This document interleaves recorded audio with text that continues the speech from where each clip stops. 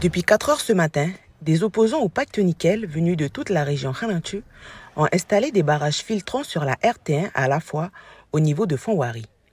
Ici, une cinquantaine de personnes est mobilisée dans le calme. Ils ralentissent la circulation et empêchent les véhicules miniers de passer et d'accéder au site de Naketi et Kwawa. Nous, on est contre le pacte du nickel, mais on ne dissocie pas le pacte nickel avec le dégel du corps électoral. Nous ne dissocions pas ça. Ce sont des éléments, c'est l'igname, c'est un seul élément ça. On ne casse pas ces choses-là en deux. Parce que l'accord de Bercy en 1er février 1998, les choses ont été claires.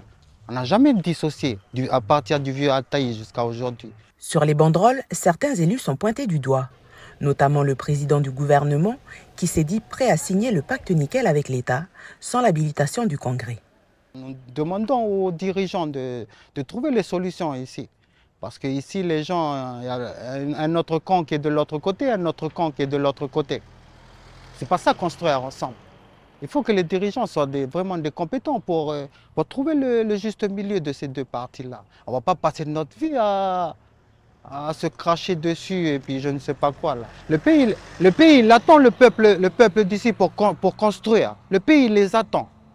Si les politiciens ne sont pas compétents, ben, qu'ils dégagent de ces sièges-là. Puis laissez les jeunes, les compétents pour monter. Ils prennent ces outils-là parce qu'ils savent le faire aussi. Il faut laisser. Si vous n'êtes pas compétent, je m'adresse à tous les responsables politiques là. Si vous n'êtes pas compétent, laissez les jeunes. Que ce soit noir, blanc ou toutes les couleurs comme ça là. Il faut amener ces sens humains là. Pour que le vivre ensemble ici se fasse dans le respect des choses. Du côté de Saint-Louis, l'ambiance est plus tendue. Dès 5 heures ce matin, les opposants au pacte nickel ont installé un barrage filtrant, mais bloquant pour les travailleurs de Prony Ressources.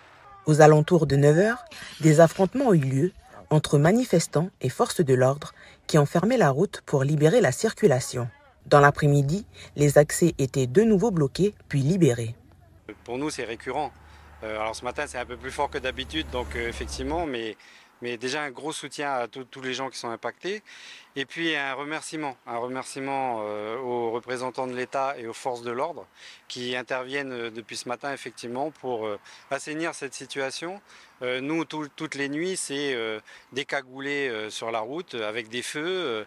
Pour la population, c'est traumatisant. Donc cette intervention de la gendarmerie, nous on l'a demandé et on est heureux d'être entendu sur ce point-là. Alors la démonstration de force, elle est en face en fait aujourd'hui. C'est ces gens qui viennent sur la route nous faire peur parce que pourquoi des cagoules, pourquoi des feux, qu'est-ce qu'on a fait nous les Mondoriens pour mériter ça? Rien. Donc on ne comprend pas et donc ces activistes, parce qu'on appelle ça des activistes, nous on est heureux que la gendarmerie intervienne et il faut le faire, voilà. Une autre mobilisation contre le pacte nickel se tient aussi à l'île des Pins depuis hier. Du côté de Fonwari, le barrage filtrant a été levé à 16 heures, permettant aux manifestants de se réunir et de discuter de la suite à donner au mouvement.